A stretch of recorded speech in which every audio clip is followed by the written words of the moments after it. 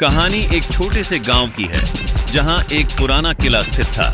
यह किला सालों से खतरनाक जिन के किस्सों से भरा हुआ था। दिन में किला शांत दिखता, लेकिन जैसे ही रात होती अजीब अजीब आवाजें सुनाई देती। चीखें, जंजीरों की खनक और तीव्र हवाओं की सनसनाहट। गांव वाले डर के मारे उस किले के पास जाने की हिम्मत नहीं जुटा पाते थे। गांव में रहीम नाम का एक साहसी लड़का था। उसे रहस्यमय कहानियों का बहुत शौक था। जब भी गांव वाले जिनकी चर्चा करते, रहीम की आंखों में जिज्ञासा झलकने लगती।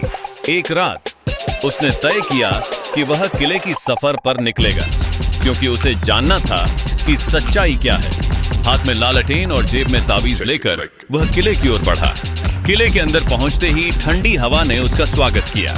दरवाजे अपने आप बंद हो गए और रहीम का दिल धड़कने लगा, लेकिन उसने हिम्मत नहीं हारकर आगे बढ़ने का फैसला किया।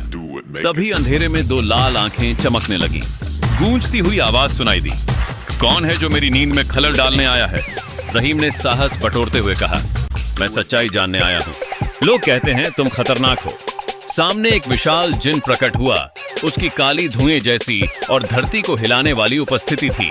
उसने हंसते हुए कहा, हाँ, मैं खतरनाक हूँ क्योंकि मुझे सदियों पहले इस किले में कैद किया गया था। अब मैं इंसानों से बदला लूंगा।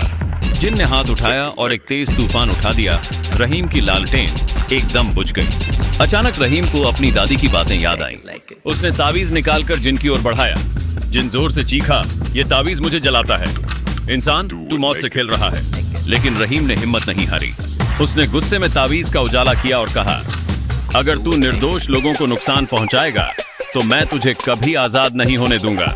तावीज की उजली किरण से किला कांप उठा और जिन का अस्तित्व धुएं में लुप्त हो गया। सुबह जब रहीम किले से बाहर आया, गांव वाले हैरान थे। उसने कहा, जिन खतरनाक था, लेकिन सत्य और हिम्मत उससे भी बड़ी ताकत है।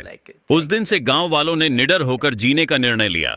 रहीम की बहादुरी की कहानी हमेशा के लिए गांव में गूंजती रही।